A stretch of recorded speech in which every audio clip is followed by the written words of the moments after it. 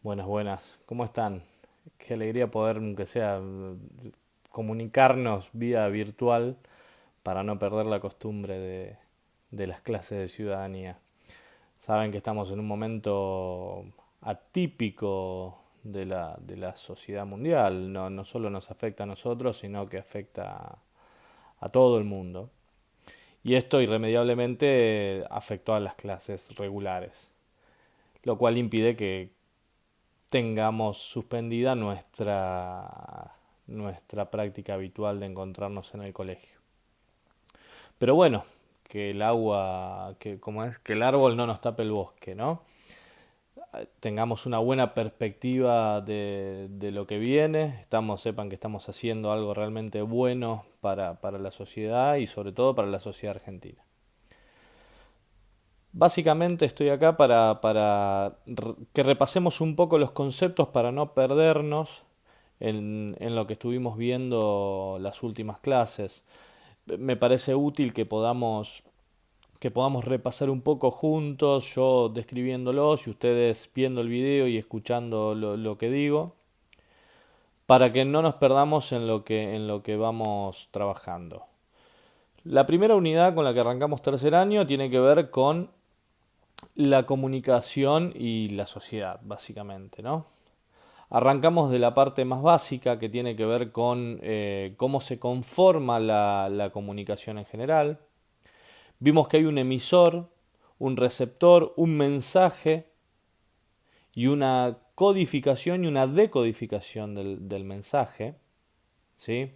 El emisor, ya sabemos, es aquel que emite, que da el mensaje. En este caso sería yo hablándole a la cámara.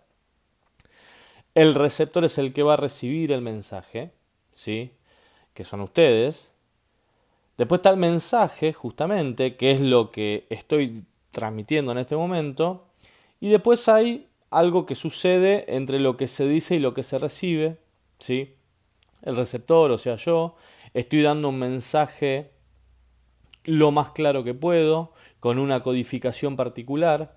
Y el receptor, que está del otro lado, que son ustedes, va a tener que recibir ese mensaje y decodificarlo de alguna manera. Por ejemplo, si tuviéramos que traducirlo a ustedes viendo este video, hay dos alternativas, o que ustedes, o más de dos, puede haber tres alternativas. La primera, que todo lo que yo estoy contando en este momento lo entiendan a la perfección y hayan decodificado perfectamente el mensaje.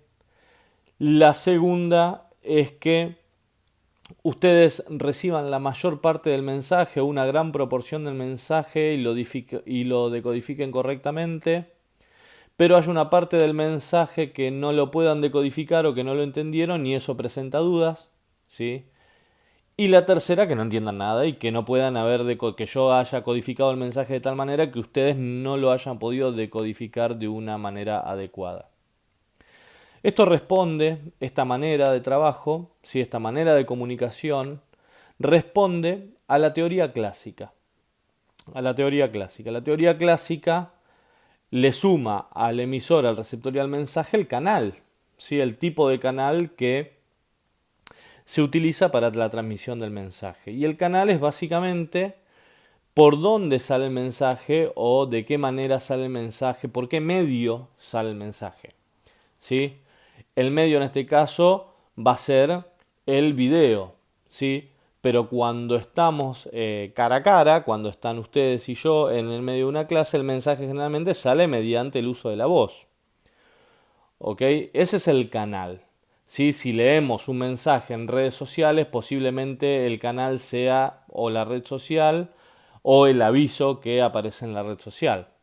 Bien. Está claro también que los medios de comunicación, ¿sí? Las formas de comunicarse a lo largo de la historia han cambiado rotundamente. Antes lo que habíamos visto es que el emisor y el receptor tienen una manera de comunicarse diferente. El emisor emite el mensaje, pero el receptor es pasivo. ¿Sí? ¿Por qué? Porque no hay una explosión de diferentes formas de comunicación, las que sí tenemos hoy. Entonces, como no explotan esas formas de comunicación, y las formas de comunicación son mínimas. Por ejemplo, la transmisión en la época feudal, yo mencionaba, los mensajes, o se envía un mensajero que tarda un montón de tiempo en llegar y en transmitir ese mensaje a quien se lo quiera transmitir. O se utilizan palomas adiestradas, que también tardan un montón de tiempo. Pero el diálogo es más corto, se tarda más tiempo, es más recortado. A veces no hay una respuesta del mensaje que se envía. Entonces el emisor termina siendo un emisor pasivo. Esto cambia, ¿sí? Sobre todo a partir de la segunda mitad del siglo XX, cambia con la globalización y con la explosión de los medios masivos de comunicación. Hoy las personas se comunican de una manera diferente, con la aparición primero del telégrafo o de la explosión de la comunicación de la clave Morse, hasta pasando por el teléfono.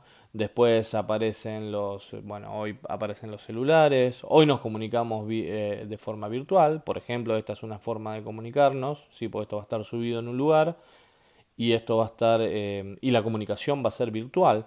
Nos comunicamos por redes sociales. Entonces ahora el medio de comunicación se ha transformado en una herramienta fundamental y la comunicación es la que constituye a la sociedad. Las sociedades modernas se terminan constituyendo mediante la construcción, ¿sí? La construcción de la comunicación. Bien, una comunicación activa entre emisor y receptor, ¿sí? Cuando el emisor emite el mensaje, si utiliza determinado canal, el receptor no solo recibe el mensaje, sino que se transforma en emisor rápidamente porque generalmente lo que hace es emitir otro mensaje. Bien. Uno de los hechos paradigmáticos de las nuevas formas de comunicación son las redes sociales, ¿sí? Esto lo estuvimos charlando bastante, no solo este año, sino el año anterior. Eh, y es la nueva forma de comunicación. Todos los medios de comunicación que utilizamos se basan en redes sociales hoy. A ver, por ejemplo, Clarín, La Nación, Página 12, los grandes periódicos, ¿sí? de Argentina, pasaron de ser un medio de comunicación escrito que aparece en papel a tener sus portales virtuales. Entonces la misma noticia que yo puedo seguir leyendo en papel y puedo comprar en papel, ¿sí? La puedo leer en el portal de comunicación, del medio de comunicación. Bien, la red social en principio viene a democratizar la comunicación, ¿sí? Viene a democratizar a qué tengo acceso a la comunicación yo como ciudadano. Sin embargo, nos podríamos plantear una duda acerca de si esto democratiza efectivamente la comunicación y si no restringe un poco la codificación la comunicación de calidad. ¿Sí? Tengo tanta información a la que accedo con la red social que no es muy claro si todo lo que puedo leer es verdadero. Y eso es un gran problema. Eso es un gran problema. Porque nunca sé si me estoy comunicando de la manera adecuada. Está claro que todos tenemos el acceso a la información mediante la red social. También está claro que esa información no siempre es factible. Y entonces la democratización de la información se pone en duda. ¿Sí? ¿A dónde nos lleva esto? A que la información que nosotros debemos recibir, ¿sí? Tiene que ser de calidad porque la información es un derecho humano. ¿Sí? En 1948, después de la Segunda Guerra Mundial, la ONU declara entre todos los derechos humanos básicos, declara la información como un derecho humano básico también. Por lo tanto, es un derecho de las personas el informarse.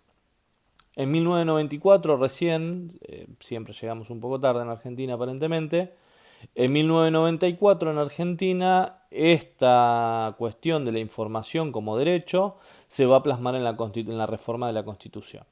Bien, el problema, el gran problema aquí es si la información, bueno, es el mismo problema con las redes sociales, si la información que me otorgan es verdadera. nosotros tenemos una experiencia en Argentina de que aún los derechos humanos básicos son vulnerados, ¿sí? En el mismo momento de que hay gente que no se puede educar adecuadamente, en el mismo momento que hay gente que padece hambre, en el mismo momento que hay gente que vive en la calle, esos derechos humanos básicos en Argentina son vulnerados. Ojo, hay que aclarar, esto no pasa solo en Argentina, sino pasa también en la gran mayoría de los países del mundo. Los derechos humanos básicos son vulnerados, no se cumplen. Y no es la excepción el derecho a la información, ¿sí? Muchos de los medios de comunicación responden a intereses particulares, ¿sí? No nos vamos a meter a qué sectores responden porque es demasiado engorroso, porque la discusión, por ejemplo, la discusión en Argentina es si los medios de comunicación responden a empresas privadas, ¿sí? O si responden a el Estado argentino.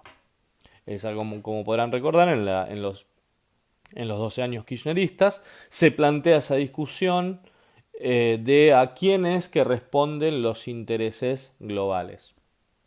Lo único que pudimos sacar en conclusión de esa discusión es que tanto los medios kirchneristas como los medios privados responden a un interés. Y entonces, cuando los medios de comunicación responden a un interés, distorsionan la verdad de la información. Y la información llega distorsionada porque tiende a favorecer al interés privado o al interés público en el caso de un Estado nacional. Entonces, la libertad, el derecho a la información y la libertad que podemos tener nosotros a informarnos libremente y de una manera adecuada se ve vulnerada por los mismos medios de comunicación. ¿Qué podemos hacer al respecto? Bueno, leer mucho, ¿sí? Seguir consumiendo muchos medios de comunicación, ¿sí? Y tratar de informarnos lo más que podemos, ¿sí? De la manera adecuada. Nunca sabemos bien cuál es la manera adecuada de comunicarnos y qué medio de comunicación nos dice realmente la verdad de lo que estamos leyendo. Pero, mucho más que eso no se puede hacer porque los medios de comunicación, y esto tiene que ver con lo último que vimos, responden a la libertad de expresión, como la tenemos nosotros, ¿sí? La libertad de expresarnos. Esto claramente es totalmente válido, no lo vamos a poner en discusión, ¿sí? La libertad de expresión es tan útil para nosotros y tan válida para nosotros como para los medios de comunicación, ¿sí? El problema es que la libertad de expresión eh, en los medios de comunicación le da libertad al medio, cualquier medio, a publicar o a decidir qué es lo que se publica. Y eso que se publica, si responde a diferentes intereses, está claro que se elige con el dedo, por el medio de comunicación y se le interesa a la gente o no. Bueno, ellos van a decidirlo. Bueno, esto le tiene que interesar a la gente. Bueno, ¿por qué le tiene que interesar a la gente? Y bueno, porque es beneficioso para el interés al que yo beneficio. Bien, lo último que hay que decir es que esta libertad de expresión en los medios de comunicación se transformó en libertad de prensa, ¿sí? Donde el periodismo puede trabajar libremente sin ser restringido por ningún tipo de gobierno, ¿sí? En 1944 el Estatuto del Periodista Profesional y en 1975 el Convenio de Prensa, ¿sí? Hacen que el periodismo a nivel global, ¿sí? Argentina no es la excepción, pueda desarrollarse libremente y otorgar la información que crea adecuado para la prensa, para el público, para el pueblo. Repito, claramente, si los medios de comunicación favorecen a diferentes sectores o responden a diferentes sectores, el acceso a la información que nosotros vamos a tener es restringido y nuestra libertad y nuestro derecho a acceder a una información adecuada está siendo vedado. Bueno, espero que les sirva el video, un abrazo y nos vemos pronto.